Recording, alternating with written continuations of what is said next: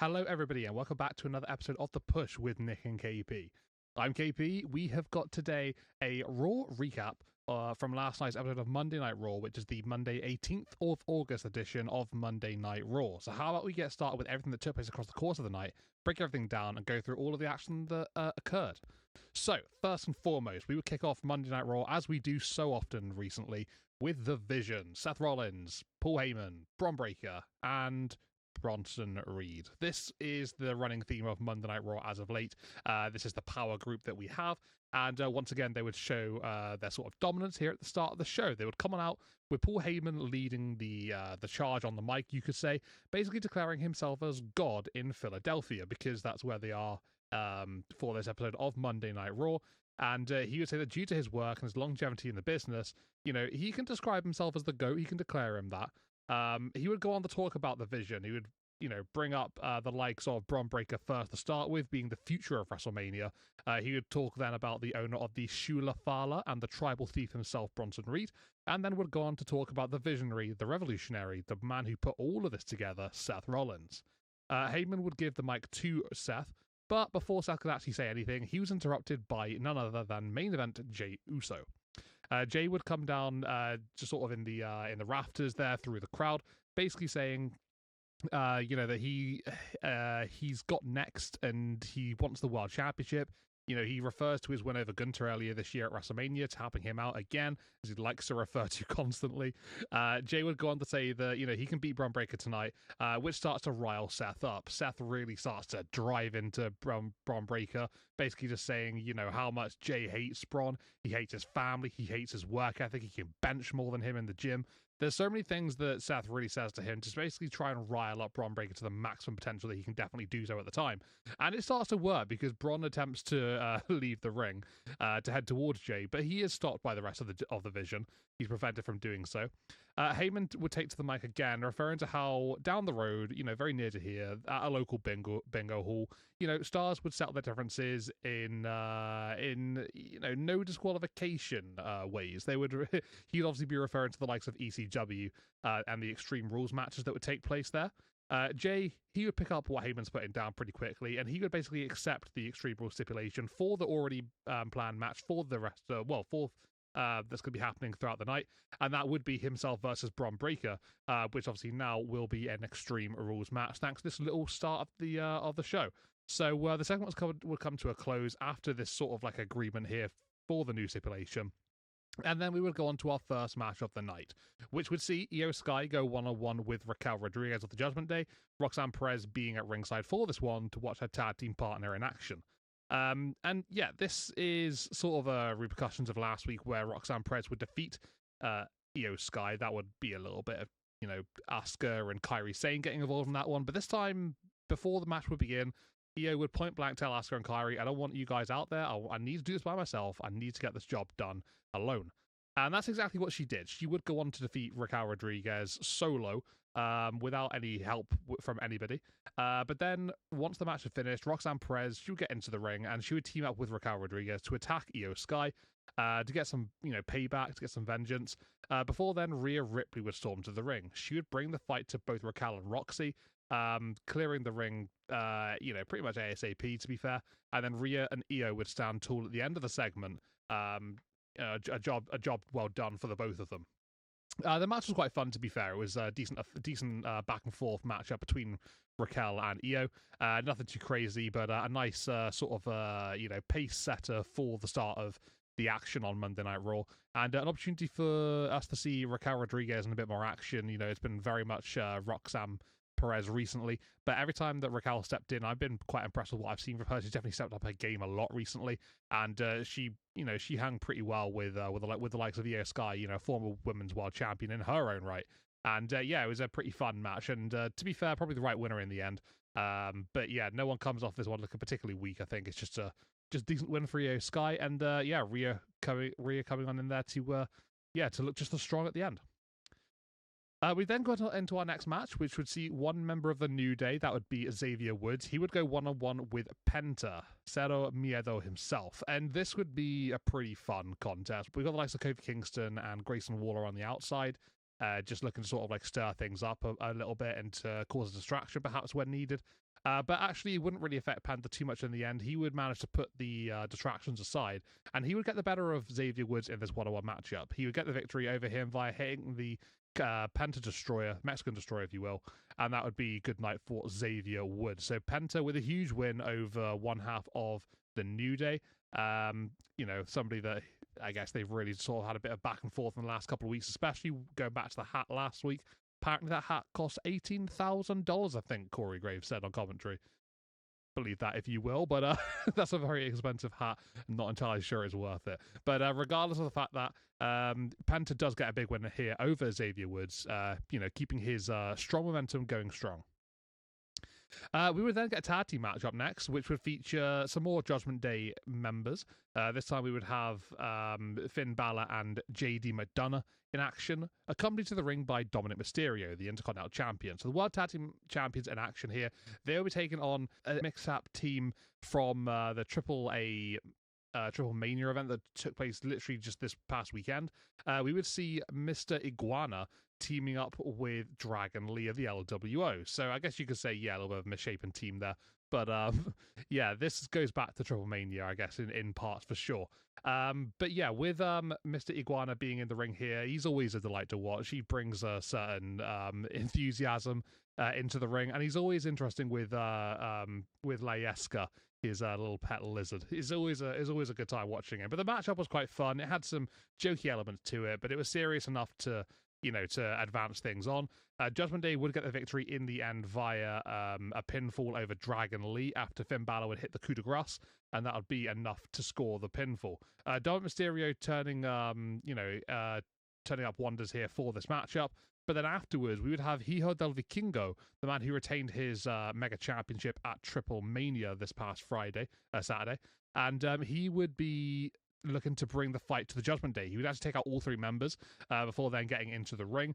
But in the end, he would actually be overthrown by Judgment Day, and he would be smashed over the back of the head via the AAA Mega Championship from Dominic Mysterio.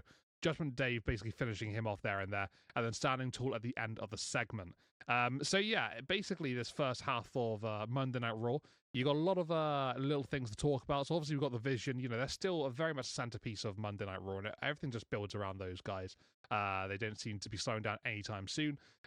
Judgment Day still controlling things in their own right, being involved in multiple segments. Obviously it helps having so many members, but they do tend to show up and show out every single week, and they've done so again this week, especially with the men's side with JD and Finn Balor alongside Dominic Mysterio. And then Penta taking one of the New Day members out in Xavier Woods, getting a big win for him, and continuing that momentum. It was a decent first half of Raw, but how about we go into a very different second half of Monday Night Raw, where we've got a very much women-orientated start to our second half. We would then see a one-on-one match between Becky Lynch and Natalya. This one would actually be for the Women's Intercontinental Championship after the events of last week, where Becky would go up against Maxine Dupree, basically embarrassing her and humiliating her in the ring.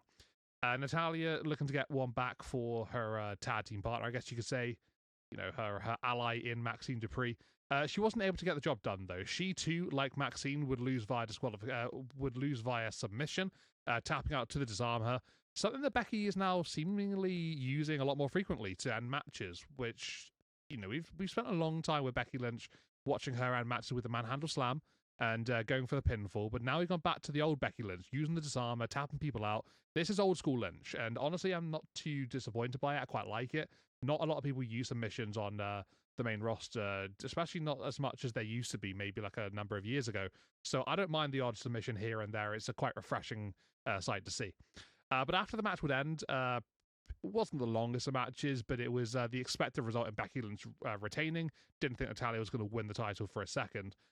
We would then have Becky looking to attack Natty and Maxine Dupree, as Maxine was consoling Natalya after her loss. It wouldn't be too long after this, though, before Nikki Bella would come on, charging down to the ring, before she would then take out Becky Lynch to stand tall at the end of the segment. So clearly Nikki Bella is not done with Becky Lynch.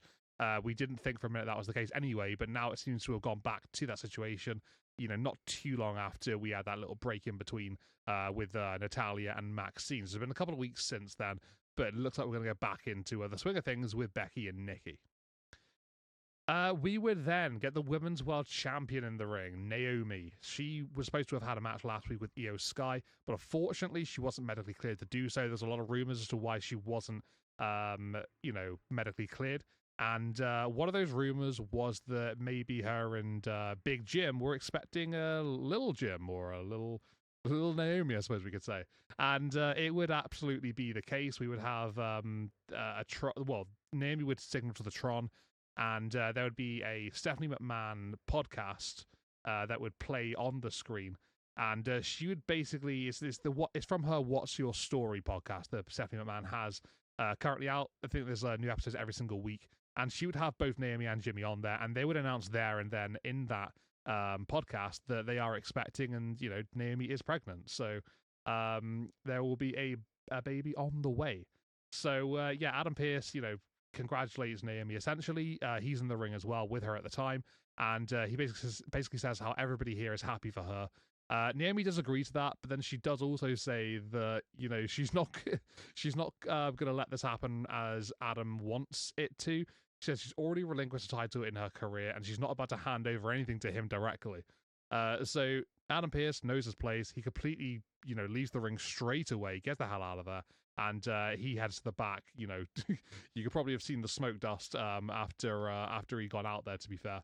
And Naomi would basically just she started to joke about the situation.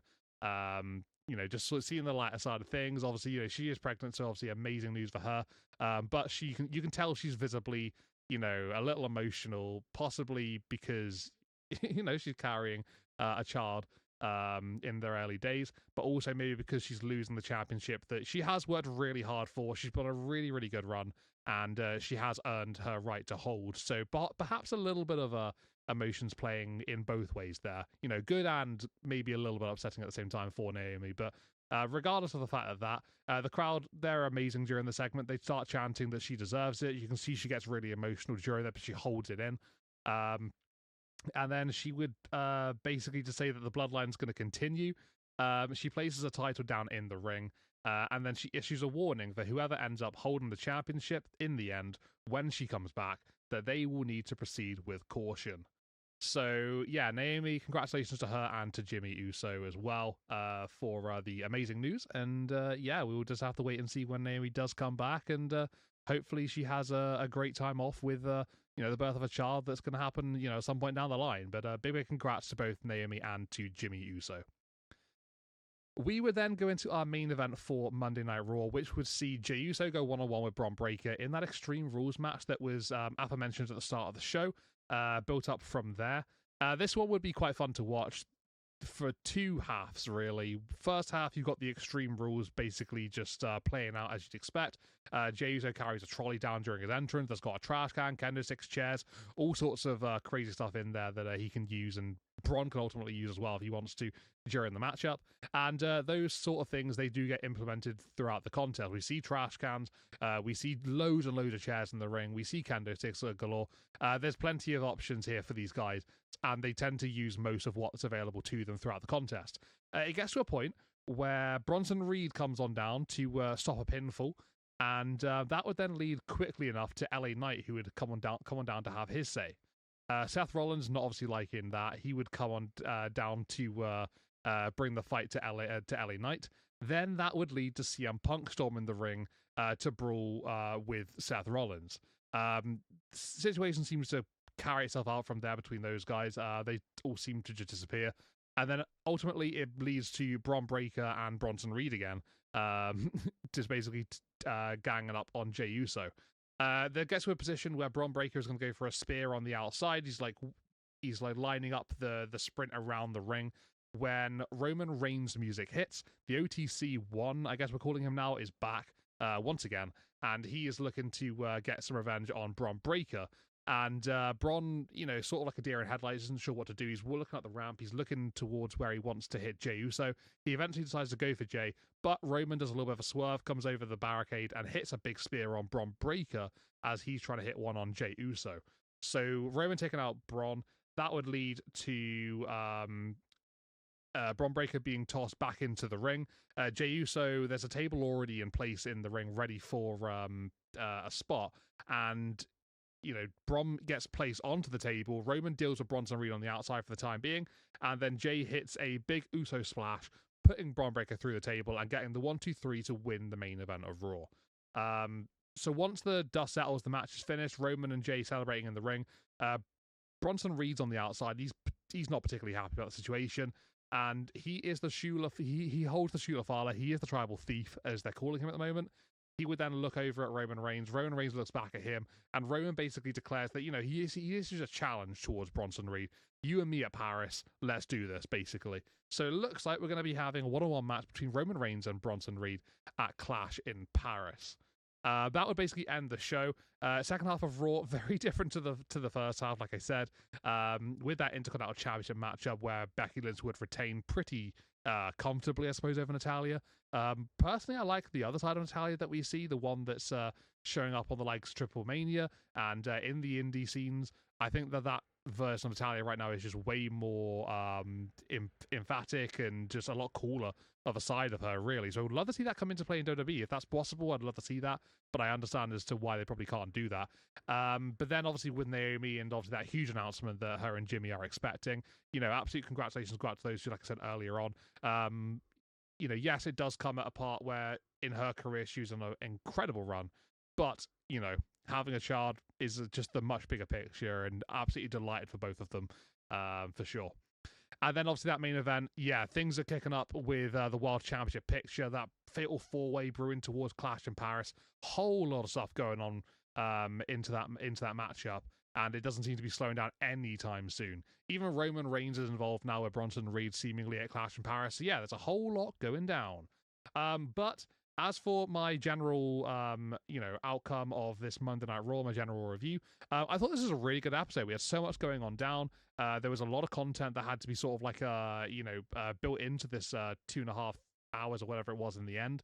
And it didn't seem to really slow down at any point, really, to be fair. I think it's probably one of the stronger Raws I've seen recently, and that includes the fact that we had, double segments from Seth Rollins and the Vision, which we have been a little bit critical over in the last few weeks, taking away stuff from other people.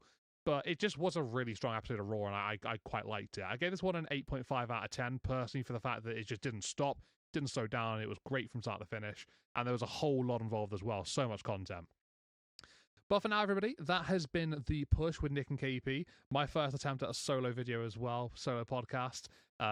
It's not something that I've gone and done before, but hopefully you guys enjoyed it. If you did, let us know in the comments what you think about what we're putting out here, whether you agree or disagree with anything that we said on Raw, about what happened here today. I'd love to hear your thoughts, so let us know in the comments. Also, please consider hitting a like on our videos and subscribe to our channel to keep up with future releases coming on out. So that'll be NXT recap coming up this week, as well as SmackDown recap at the end of the week as well.